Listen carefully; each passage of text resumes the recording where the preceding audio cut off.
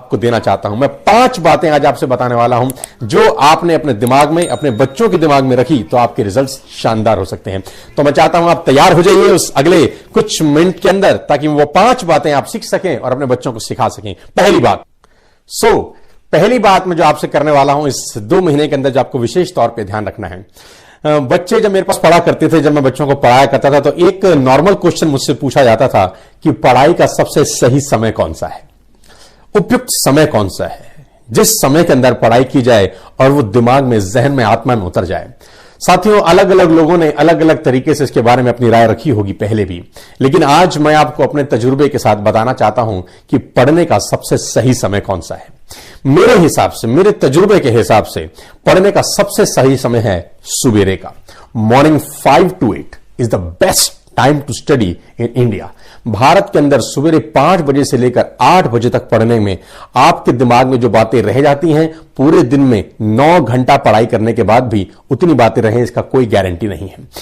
पुरातन विभाग में जब पुराने साधु संत जागते थे तो सुबह 5 बजे 4 बजे जागा करते थे, उसको ब्रह्म मुहूर्त बोलते थे हम लोग, आज भी बोला जाता है। ब्रह्म मुहूर्त के अंदर कहते हैं आत्मा, परमात्मा और मन एक रेखा में होते हैं, पूरा साक्षात्कार होता है, दिमाग की घंटी जल जाती है, घंटी बज जाती है। तो ब्रह्म मुहूर्त बहुत इंपॉर्टेंट टाइम होता है किसी भी साध्य को हासिल करने के लिए। तो बच्चों के लिए सबसे पहला एडवाइस मेरे लिए है कि अगर आप पढ़ना चाहते हैं तो कोशिश करें, आदत डालें सुबह 5 से 8, ये 3 घंटे पूरे दिन की 9 घंटे की पढ़ाई के बराबर हो सकते हैं। ये मेरी पहली बात है आपसे कि पढ़ाई का उपयुक्त समय है सुबह 5 से 8। ये 3 घंटे तो पढ़े ही पढ़े, बाकी दिन में पढ़ाई जरूर करें, लेकिन ये 3 घंटे आपके पूरे दिन की 9 घंटे की मेहनत को बचा सकते हैं। पहली बात। दूसरी बात मेरी ध्यान रखिए, during these 2 months stay healthy, stay fit.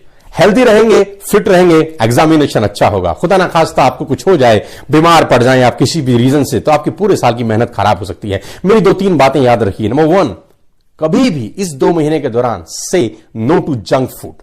No burger, no pastas, no pizzas, no cold drinks. Just 2 months, 2 महीने का परहेज। वो कहते हैं कि what we become what we eat, जो हम खाते हैं वैसा हम बन जाते हैं। अगले 2 महीने घर का खाना खाइए, मस्त रहिए। 2 महीने के बाद जो मन करेगा खाइए, पिज्जा खाइए, बर्गर खाइए, जो आपका मन करे खाइए, लेकिन अगले 2 महीने outside food not allowed inside the body. Number 2, drink lot of water, lot of water. Number 3, 10 to 20 minute exercise is must for all the students who are working hard for their examination. 10 से 20 minute की exercise आपके लिए बहुत जरूरी है। यह आपके शरीर को, आपके दिमाग को तरोताजा रखती है, आप फोकस कर पाते हैं अपनी स्टडीज के लिए। तीसरी बात और भी इंपॉर्टेंट है, take small breaks during your studies. अपनी पढ़ाई के बीच बीच में छोटे छोटे ब्रेक जरूर लीजिए। कंटिन्यूसली 3 घंटा 4 घंटा कभी मत पढ़िए। 1 घंटा पढ़िए, take a break 15 to 20 minutes, then again study, then another break, another study, another break. Stretch में मत पढ़िए इकट्ठा, हमेशा छोटे छोटे ब्रेकेज में पढ़िए। और जो ब्रेक होते हैं उसका इस्तेमाल करिए खेलने के लिए। जी हां, उसका इस्तेमाल करिए खेलने के लिए। और वो खेलना क्या होगा? नेचुरल हॉबीज हो सकती हैं आपकी, स्विमिंग हो सकती है, क्रिकेट हो सकता है, बास्केटबॉल हो सकता है, टेनिस हो सकता है, बैडमिंटन हो सकता है। हां, मैं कह रहा हूं आपको खेलने के लिए कह रहा हूं, ये आपके माइंड को फ्रेश रखती हैं चीजें। नंबर 1, याद रखिएगा मेरी बात, जो मैं आपको बता रहा हूं ये बहुत इंपॉर्टेंट है।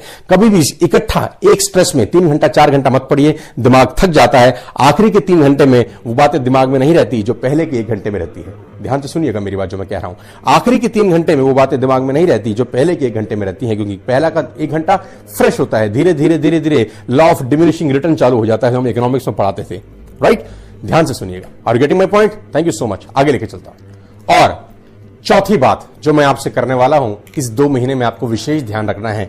एज अ स्टूडेंट्स भी ध्यान रखना है, और आप पेरेंट्स हैं तो एज अ पेरेंट्स भी ध्यान रखना है। नेक्स्ट 2 months से नो टू टेलीविजन, से no to social media, no distractions at all. These all are distractions my dear friends. Students, parents, teachers, आप सबको एडवाइस करता हूं कि अगले 2 महीने बच्चों को टीवी से दूर रखें, बच्चों को सोशल मीडिया से दूर रखें, बच्चों के हाथ में फोन ना दीजिए। अगले 2 महीने उनके हाथ में ड्राइंग बुक होना चाहिए। अगर वो पढ़ नहीं रहे, आधा घंटा उनको कहीं और मस्ती करनी है तो ड्राइंग बुक दीजिए। आधा घंटा उनको कुछ मस्ती करनी है तो उनको बैडमिंटन खेलने दीजिए, but stay away from all the distractions, क्योंकि आपका दिमाग एक प्लेट है।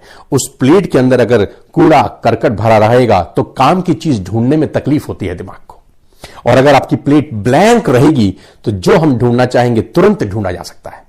मेरी बात को ध्यान से सुनिए, अगले 2 महीने टीवी को बंद कर दीजिए अपने घरों में। अगले 2 महीने मोबाइल फोन बच्चों के हाथ में बिल्कुल मत दीजिए। जो बच्चे भी एग्जामिनेशन की तैयारी कर रहे हैं